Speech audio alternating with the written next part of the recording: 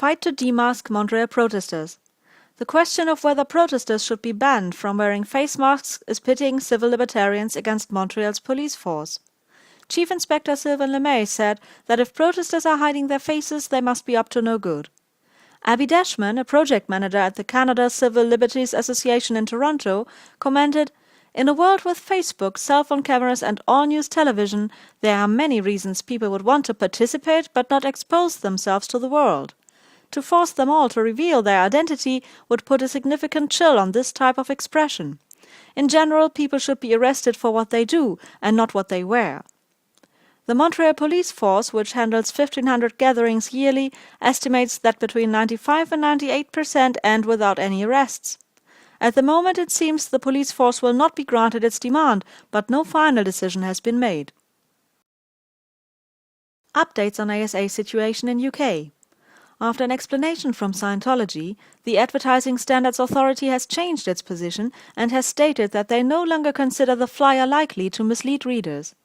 In its explanation, Scientology stated that their claim that the test was offered for free and only for a limited period referred not to the famous Oxford Capacity Analysis test, but to some other series of tests.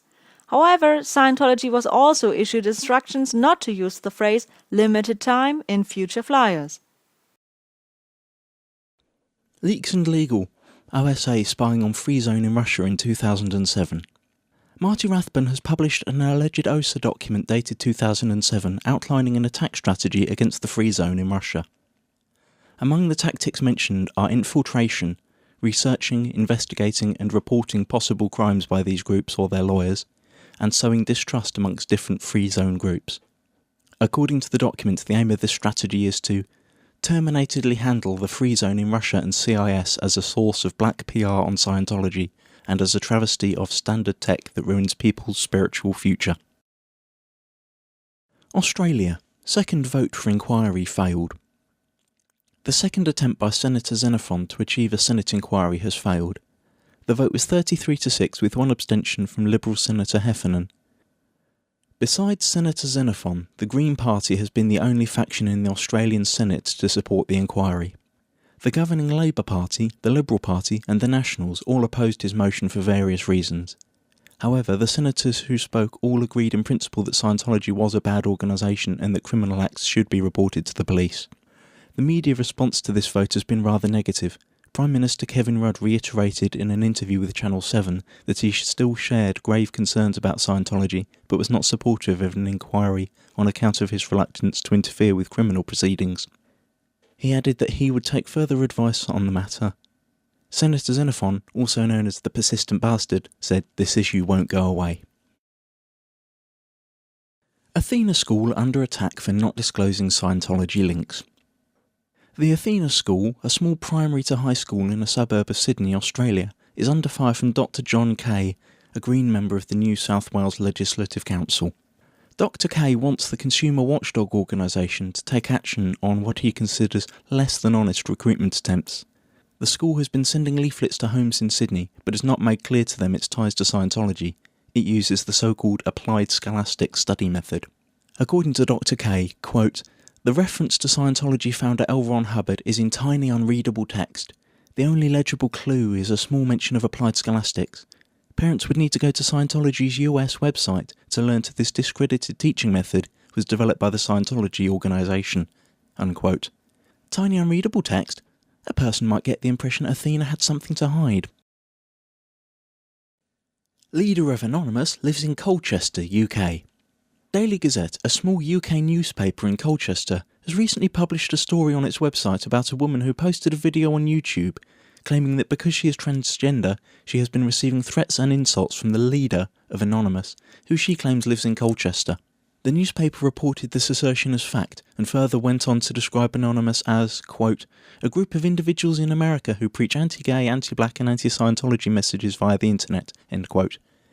Well, at least they got the anti-Scientology bit right. Over on RFW, that's Religious Freedom Watch, posters gleefully quoted the story, claiming that, quote, "Anonymous seems to have no tolerance for all of humanity." In response, transgender Anon Delicious Trap posted a withering retort, writing about how she herself has suffered horrific abuse for many years, but that thanks to Anonymous she's made friends, and that her psychiatrist has finally granted her the gender reassignment surgery she's been fighting for 10 years. Anonymous works and it helps people. Is Kirstie Alley's new weight loss program a Scientology scam? It has been rumoured online that Kirstie Alley's new weight loss program, Organic Liaison, is based on quackery preached by L. Ron Hubbard, and that the company has links to the church. Alley has still not managed to reach her target weight, but has been pimping the new program on Oprah. Anonymous has found links between Organic Liaison LLC and Scientology. Specifically, the firm's accountant, Saul B. Lipson, is a known Scientologist whose company is approved by the church, and the board features Michelle Seward, an active Scientologist. It is thus suspected that the new program may be based on the Purification Rundown. The program's kit costs a massive $139 a month and includes many cheaply obtained ingredients such as vitamin C, folic acid, L-tryptophan, fibre, green tea, calcium and magnesium. When asked on the Today Show whether her program is linked to Scientology, Ali flipped out, stating that I would need to clarify or defend the intentions or affiliations of my LLC business corporation in the year 2010 is indicative of the intolerances that we as a country still need to overcome. However, after the Today Show brought fringe bigotry and intolerance to the forefront of the national media, I feel compelled to clarify. Organic Liaison LLC is not affiliated with the Church of Scientology or the World Institute of Scientology. Here's the deal. If I wanted this to be a Scientology company exclusively, I would have made it that way, and I would have told the world, this is the first ever Scientology whatever. I have nothing against doing that. It's odd. You wouldn't say, what religion is Jenny Craig? No one knows, no one cares. It's a cheap shot. Amy Winehouse turns to freaky cult.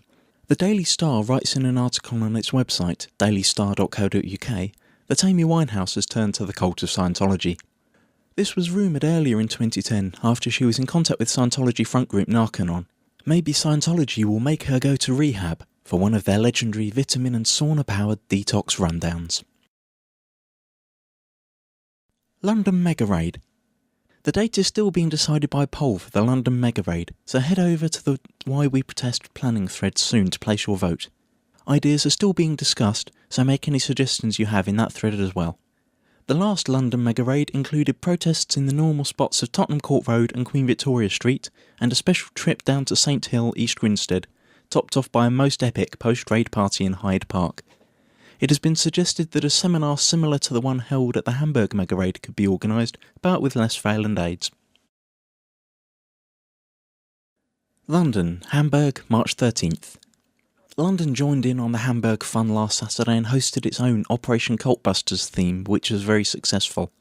It was leaked that there was going to be a birthday celebration for Elron at Fitzroy House, the Elron Museum in London, but upon arrival there was not much sign of life within. After protesting for a short while and educating everyone in the flats opposite Fitzroy House about what they were living next to, London Anonymous returned to the Dianetics shop on Tottenham Court Road with a birthday cake and card for Elron.